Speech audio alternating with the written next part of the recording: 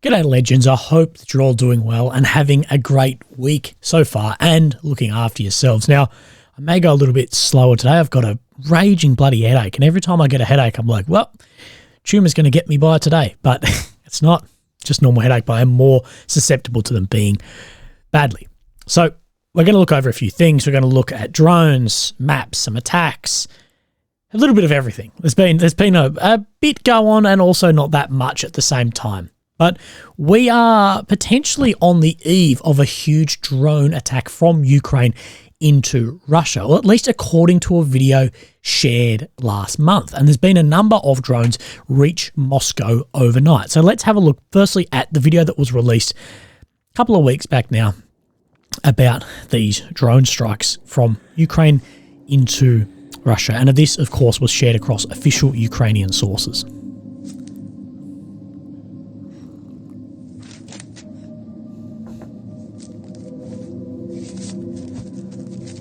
So little tacker picks up a paper plane, throws it, turns into then a beaver drone.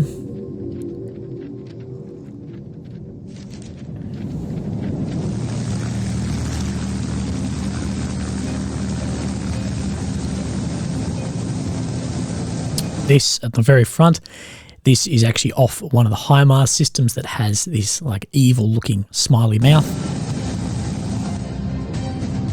And these are past drone attacks that we see here that are geolocated to areas. So then the photos pop up of then these hits. There's been a lot of hits since then, but this is just for when the video came out.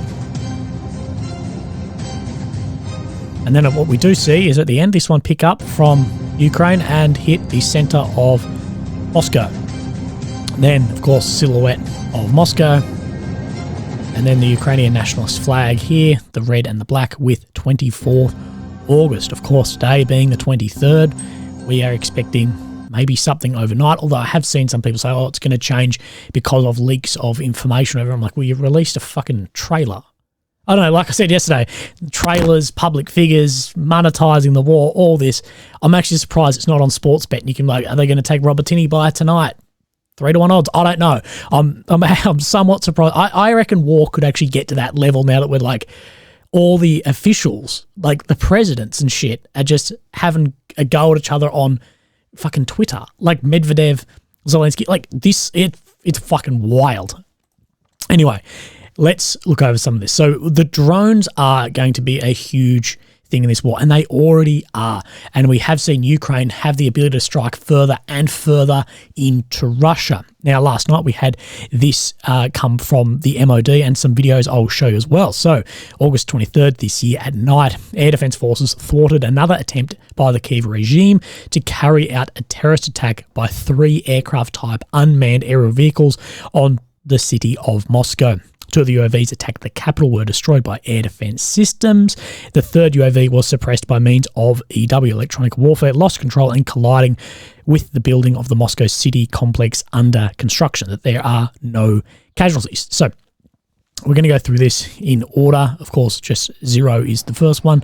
So we see this. We see the explosion here. If you just missed that, because I did. Explosion here, then we hear it. Like thunder through from there of it exploding. Then we have this better video then here. This building's pretty funky. Looking down here. Bang. That's that same thunder noise. And then the video cuts off from there, but then this is the damage to that building then under construction. So not too much damage by the looks of it there.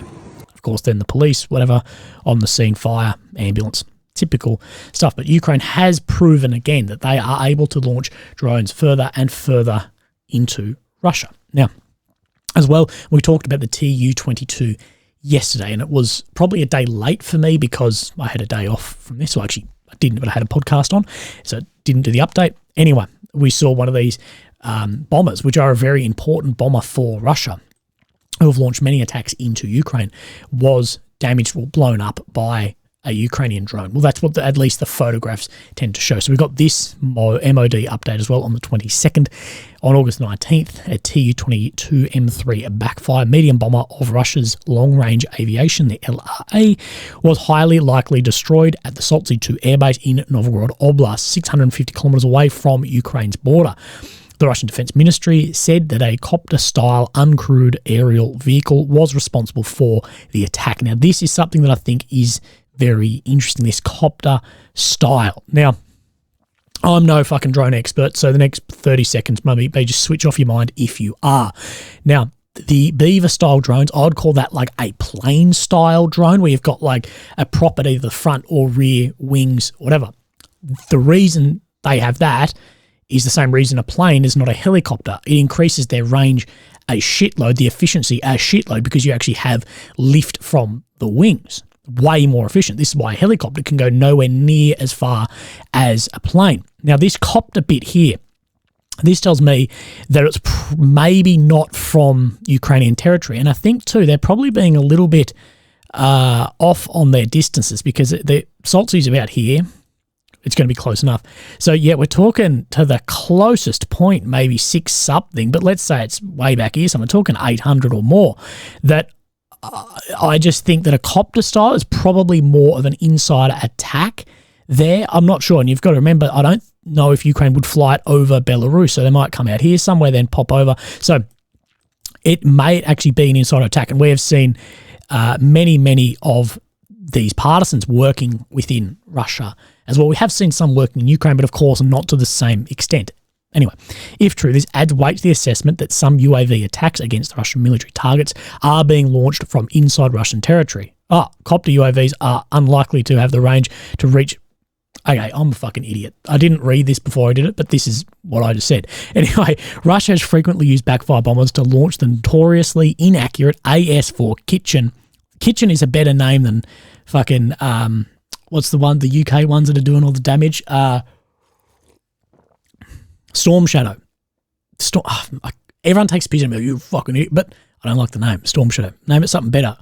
Do bathroom. Anyway, heavy anti-ship missiles against Ukraine early in the war. They also carried out the intense bombardment of Mariupol using unguided bombs. This is at least the third successful attack on the LRA, being long-range aviation airfields, raising questions about Russia's ability to protect logistic locations deep inside the territory. And of course, we've seen other strikes to then the airfields over further in the east. So we're going to talk about drones just in a little bit further, but we have this footage to come out to. Now, I can't show you this, but it is on the Telegram. Come and join the chaos. So this is the HUD of said to be a Su-30 SM fighter jet from the Russian Air Force. Anyway, this is engaging here what is showing to be some sort of speedboat there. Now, I can't show you the whole thing, of course, but the Russian Defense Ministry has said on Telegram, tonight the crew of a Su-30 CM naval aviation of the Black Sea Fleet destroyed a reconnaissance boat of the Ukrainian armed forces in the area of Russian gas production facilities in the Black Sea, although they did not give details on its exact location or the exact type of boat. Then later on, Moscow's Defense Ministry has said on August 22 at about 1100 Moscow time, 0800 GMT, east of Snake Island, a US-made Willard C-4 speedboat with a Ukrainian landing group was destroyed by a Russian army aircraft.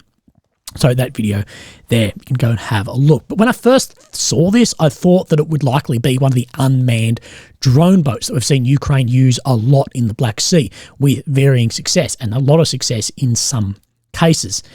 But from the very, very shitty footage, we really can't tell what it is, if it's even an exercise. Like, it's not good enough to actually say, yeah, it's got people on it and it's specifically that. Whatever, we don't exactly know. But let's go back to, remember when I spoke to my Navy officer friend, when I asked, like, hey, what do you guys do about this threat? Because, yeah, I know these ones are a little bit more advanced than, you know, a fucking jet ski with a bomb on it. But what do you guys actually do against that if you could swarm a boat? And basically the answer was, yes, the ships have some counter for these, but the best is off-ship engagement, mainly helicopters or, in this case, naval fast air aviation. So saying that you want to really engage it, pick it up, engage before you're actually using then the ship's systems. And that is what has maybe happened here. But if this is the case, that they're drawing choppers, planes, whatever, it does tie up a lot of resources in defence rather than on the offence further on into the country, into Ukraine. Now, we do have as well from Rybart Russian sources, this is said to be where the planes engaged the boats out here. Now, it's not the clearest map in the world, but that is what we're going to then go with. So, we also want to show you as well, while we're talking about planes, then we're going to go back to mini planes being drones, as the Yuri Inhart, of course, a spokesman for the Ukrainian Air Force here. And Yuri, I actually think, is very, very good. Like, he's very based and actually goes against some things that some other officials will say. Перевага повітря – це ключ до успішних наступальних дій. Далі нам потрібно захистити ними теж повітряний простір всередині країни. Атаки шахедами, атаки крилатими ракетами продовжуються. На жаль, F-16 не зможе нічого робити проти балістики, це зрозуміло. Балістична ракета, вона збивається лише там, скажімо. So the ballistic sort of hypersonic things, they've only been able to be shot down by Patriot. That's why those systems are still very useful against other cities that don't have Patriot in it. So we know Patriot is super expensive, very hard to operate, that Ukraine can't protect all its cities with Patriot. So that's the reason those systems, those ballistic missiles have had a lot of success in other places. Подібними системами. А от проти крилатих ракет, дронів та інших літальних апаратів він порається. F-16 So cruise missiles, drones, other planes, and can take on warships. So that's something I wanted to talk about as well. Something I missed yesterday. I was lying in bed thinking, I'm a fucking idiot. Was we talk about, a lot of these planes being on the front line missiles, defending from missiles, from drones, hitting targets, down around here. But what about the Black Sea? The boats that are out here, of course, the Black Sea Fleet that's in Sevastopol, that's Ukraine. Like, will we see, Ukraine have way more control over the Black Sea here, engaging planes like we just saw that Su-30SM in around this area, as well as the fleets? Will Russia have to move some of their boats out through the Sea of Azov into, there's inland seas in Russia. This is actually really interesting. If you come through like Rostov here, that these are incredibly wide areas that can actually go into these inland seas. So of course they couldn't be attacked in there, but Ukraine could exert a lot more control over this Crimean region, and of course then the Black Sea, and also protect ships going in and out, being civilian ships that, of course, Russia has said that, moving stuff could become a target, but we have seen a number of ships now move in and out without being targeted, taking Ukrainian grain. У нього під крилами включає також і ракети «Гарпун». Ті літаки, які там... So Harpoon missile, of course, then anti-ship. Нідерланди, звичайно, вони вплинуть. Це велика кількість літаків. Вони будуть виконувати завдання поряд із Су-24. So they'll be used alongside the Su-24 and Su-25 aircraft, and of course the MiG-29. Now the MiG-29 is really the same era and same sort of air superiority, air dominance fighter as the F-16. Where then we have the Su-25, which is similar to like your A-10 Warthog, being like a ground, sort of air-to-ground, mainly like platform, big gun, take-out tanks, things like that. Very interesting plane. Anyway, I think that is very interesting and giving a really forward approach to how this is going to go. But furthermore, on water warfare and drones, pages are now reporting that the first test of Ukraine's new unmanned underwater vehicle called Matychka. Now, I can't find any thing official on this, but we just have this video, so take it maybe with a grain of salt, but it's said to have a range of 1,000 kilometers. So here we have this so it's basically like a submarine torpedo-y thing that a drone can go and then hit targets. So we have this being lifted up by this crane here. They've bought this from your mum's house. What? Sorry. Anyway, moving it into the water. Then we have some sort of footage of it then under the water here, and this is, you can't really tell what's going on here. It might be from the divers, whatever, but we know that this is the obvious next step from, unmanned surface. These guys are these jocks. From an unmanned surface vehicle, like the drones we've seen have, a lot of success in the Black Sea. We know that the next step is going to be underwater. Of course, that brings in a whole nother range of issues, but it is obviously the next step in this, and it will be interesting to see what effect these will actually have. Now, I think this here is good perspective of the size of it next to a man here, because it looks a shitload bigger here than here. So it gives a good idea of what actual size that is, but it can carry a explosive warhead on it, which is the biggest no shit ever for Willy, but it definitely can. Now, I spoke to a really good mate of mine who actually served a lot of tours in Afghan with some of the special boys, but he actually said to me, I am fucking glad FPV drones weren't really a thing back then. Instead of 40 lost, we would have lost 400. Now, Australia, of course, lost 41 diggers in Afghanistan, but what he's saying is that these are so hard to count. We would have lost to the factor of 10 more. And these drones are fucked. And I seriously think that we're just seeing the beginning of the capabilities of FPV drones. And when I speak to fighters, that they often say the number one thing they need more of is drones. And there's footage of them going in windows, going into bunkers, taking things out, hitting troops in the open, hitting vehicles. It's just insane. There's cheap drones taking out not only human targets, but then, vehicles, $5-10 million vehicles getting taken out by a drone built. You could build it on this fucking desk. It's crazy. And both Russia and Ukraine have basic, massive production lines making these cheap FPV drones on parts you could order off the internet today and build it at home over a couple of hours. And if you know what you're doing, way quicker. And these are absolutely wreaking havoc. And I've got a little controller. One of these, controllers. You can plug it into your computer, go on Steam, pay $10 for a practice game, and you can learn how to fly these in a couple of hours. You can be up and down and doing flips and shit. Once you get your head around the 3D environment, it's fairly easy. It's like riding a bike. So drones are absolutely wreaking havoc. So let's have a look at some drones. So if we've got these somewhat production lines, like this cat here, and these are Ukrainian drones being built. So these are quad rotor style drones, and of course these are more your suicide drones going in and hitting things rather than dropping things. Now they can definitely do that as well, but I see more the Mavics are used for that.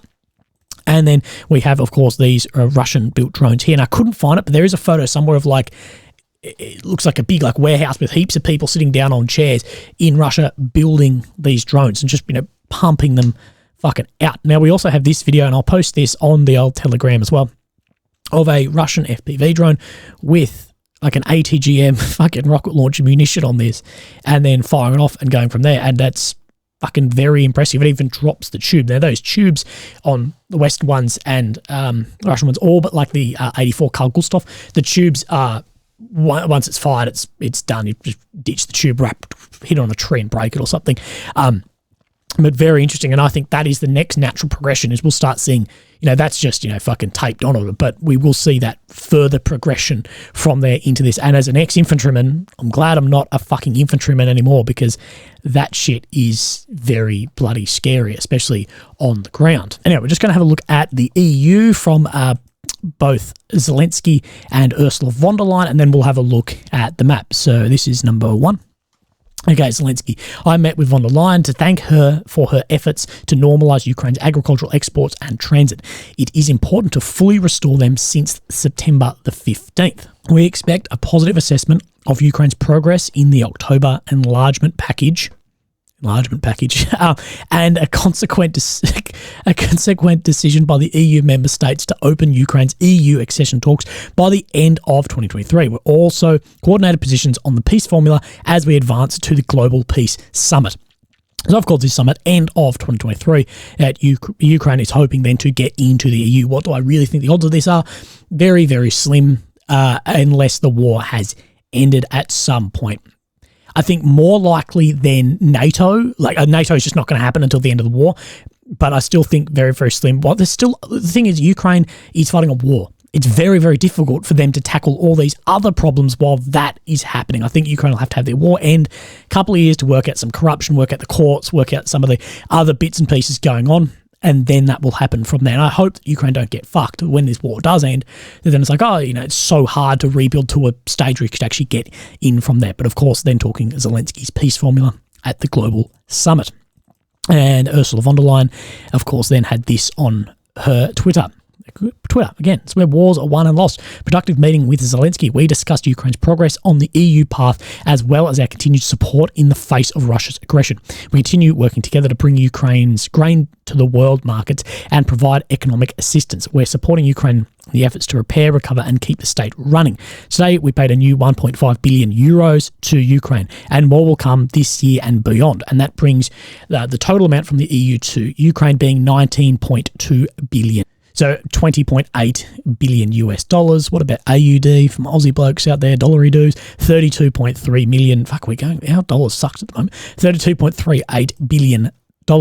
So a very large sum of money. And of course, talking about EU, the grain, things of this nature. Now, saved the best to last. Let's then have a look at the maps. So, of course, we have the deep state map, Ukraine in the centre, the capital of Kyiv. Red areas occupied since 22 and the purple areas since 14. Of course, this is Romania, Poland, Belarus and Russia. And here now, Polish newspapers are reporting that they've picked up that a number of nuclear weapons are moving into Belarus, but I can't find much more on it. So maybe we'll talk about that in the next few days. Now, down in the Kherson region, can't really find any updates on exactly what is happening down here. Neither the daily map update or Deep State show any significant changes in and around that region, although some pages are reporting that Russia has reinforced some troops in there. But where we're going to go is to the south of Orikhiv, down into Robotyne, where we know there's been a lot of fighting. And last night, there was a lot of people claiming that Robotyne was now under full Ukrainian control, although a lot of sources deny this, and the map hasn't changed here. So I'd say that it's mostly under Ukrainian control, 90-something%, but it's not completely under control yet. There's still a lot of fighting going on in here, and there are reports that Russian forces in Robotyne added a big rotation of troops, deployed more people in, and actually took back some ground as well. So we will talk about all of this, but neither on the Deep State or then the daily map update. Let's get into this region. Let's have a look. No real change around here, but what we do see is where is this one. Of course, this is Surak maps that it does show. If we remember yesterday, these paddocks were taken down to here by Ukraine. They pushed on the west side. They pushed a fair way down south, and it is showing that this dotted line is where Russia pushed up today, so took back more positions in Robotyne, both on the south and in the west as well.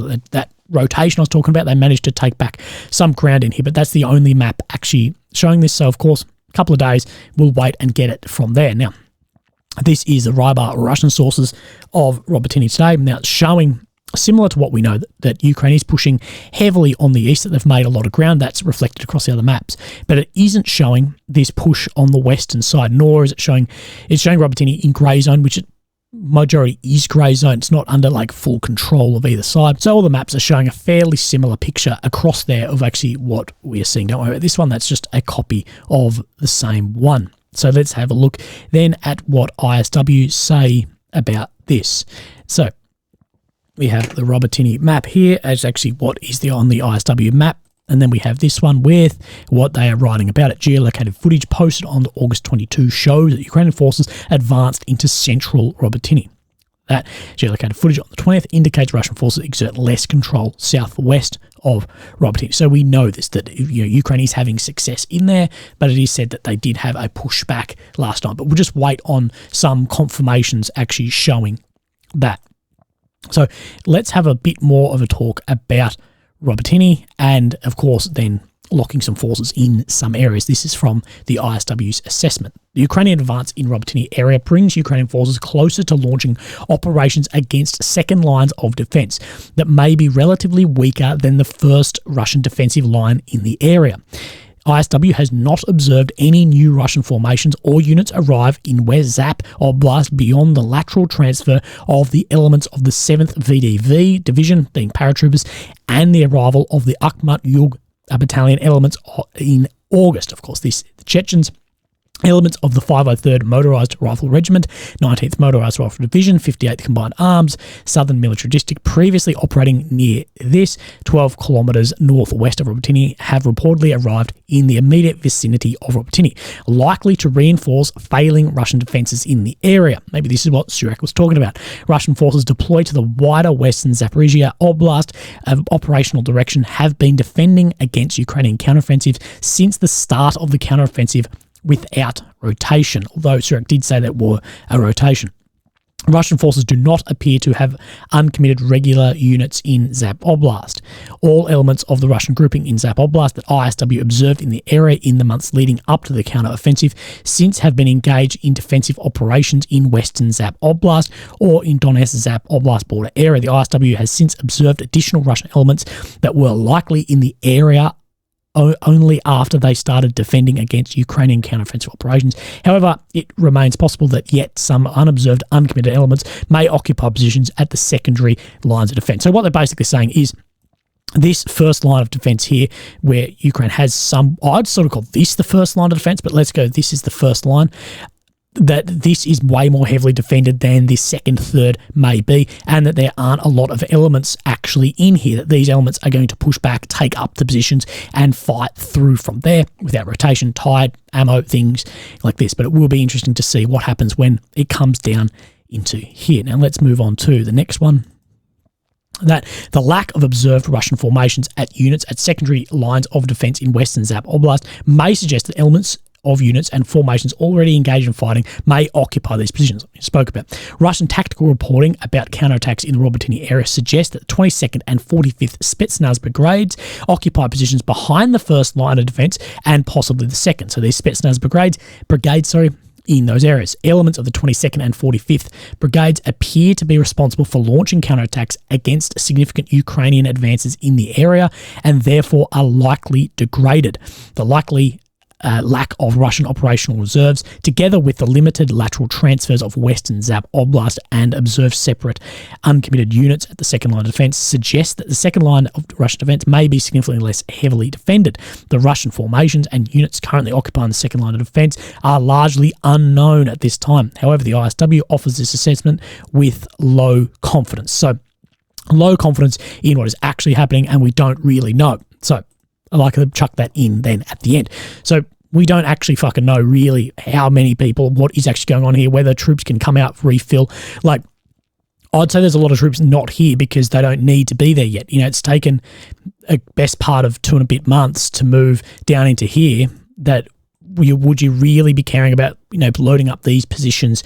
Yet you could do that in a couple of days. That it'll see it move slower through there, but it is interesting to see. And the last thing we have about Robotini here is some footage, the background being blurred out because geolocations of civilians being liberated from Robotini, of course, then kissing the Ukrainian soldiers. And I don't have this translated, but they're very dirty women, children, lack of men, speaking on the phones to loved ones, saying that they've been liberated from here as well, and very happy to be taken out of that area. And as we know, that area has been under fighting for a hell of a long time, and living there would have been absolutely hell as well. Now, up around Samorsky, Rozhany, no changes are observed then on the deep state map, but we move up into this area on the daily map update, and we do see an interesting change. So let's go back to yesterday. So yesterday what we talked about was this Ukrainian advance. If you look in here, that Ukraine took this amount of area. But then we see today, look down in here, that Russia took back a bit of area here. So this is still a fluid front line, and there's been officials say that the war is not in stagnant mode, and it's not. There's lots of moving all up and down the front line, but that is the last movement we see on the daily map update. Now, what we then do is let's go up into where everyone's favourite location is, maybe not everyone's, but up into Bakhmut. Now, we're looking down around Klishkivka. Now, we know the ISW reported Russia made some advance near Yahidny, but this isn't being shown. Klishkivka to the north of Andrivka. We know Ukraine's been pushing very heavily in and around this area. So let's skip through the days, and then till today we see this. So we see that step that Ukraine took a large chunk in and around Klishkivka. So we'll just zoom in one more click and we can see where the roads are here of Klishkivka, the actual town itself. Now, for some reason, the satellite mode on Deep State is just not working for me, but they have pushed into the outskirts then of Klishkivka. And this was actually backed up by someone I know, because Klishkivka, well, I actually had a contact with a Russian soldier who was in the pipeline for an interview coming up, and he actually had to cancel the interview, well, postpone it at least, due to losses in Klishkivka and loss of ground, that going in reinforcing what is happening in there. So that movement there is confirmed as it enters there on the flank of Bakhmut. Is Bakhmut surrounded? No. If people, it wasn't surrounded when it was red out here, it's not surrounded now. It's not going to all collapse at once. Now, the last thing we will talk about is something we speak about a lot. ISW have put this as locking forces. So Ukrainian offensive operations in other sectors of the front remain important because they can fix Russian units in place and prevent further lateral reinforcements. Now, what are we talking about? Well, Ukraine need to keep places like Klishkivka and other areas of the front line, maybe up in here to the north of Seversk, near Dobrova, places like that where we've seen Ukraine make a bit of ground. They need to continue those offensives. Otherwise, Russia will go, oh, fuck it, we'll just bring everyone down in here and reinforce everything here. So they need to do that. But Russia is doing the same thing. Ukraine's got a lot of forces down in the south, and they're pushing up and around Sinkivka, Vilshana area, as well as to the west of Svatov, and Ukraine need to then protect Kupiansk as well. So that is interesting. Anyway, criticisms of continued Ukrainian efforts in other sectors and calls for Ukraine to concentrate all available reserves on a single axis are thus problematic. So what they're saying is, well, no, why don't we just all focus here and we'll just push straight down to Berdyansk, Mariupol, somewhere like this, or get into Tokmak, break down and go from there. So not all at once. Anyway, Ukrainian offensive operations around Bakhmut have fixed elements of multiple Russian airborne divisions, VDV, and separate brigades in that area. The ISW has previously noted, rendering them likely unavailable to stiffen Russian resistance in the south. Ukrainian offensive operations in the south of Velika Novosilka proceeded in parallel with operations toward Melitopol, present Russian defenders with multiple dilemmas and need to choose which axis to reinforce. Sound campaign design requires balancing between weighting a decisive main effort and avoiding allowing the enemy to concentrate all reserves on stopping a single obvious thrust. But it does seem that the two thrusts are Uruzani and Orokhiv, both areas which Russia can reinforce from there. But maybe we'll see something else pop up. But it is interesting of these are two very heavily defended areas as well. And that decisive action, every time I see big movement, either from the Russians or the Ukrainians, I'm like, yep, they're going to follow up this with all this decisive action. You know, the Kerch Bridge is hit. The ship's hit, there's a breakthrough, and you think that, okay, this is going to be the decisive bang, everything through, but it's just currently not happening, tying up forces that they're both playing then at the same game. Anyway, if you'd like to support me, I really appreciate it, but never feel obliged. Thank you very much. Look after yourselves. My headache's actually got a little bit better throughout this video. Thank you very much. Look after yourselves. Have a great end to the week. Okay, thank you. Bye-bye.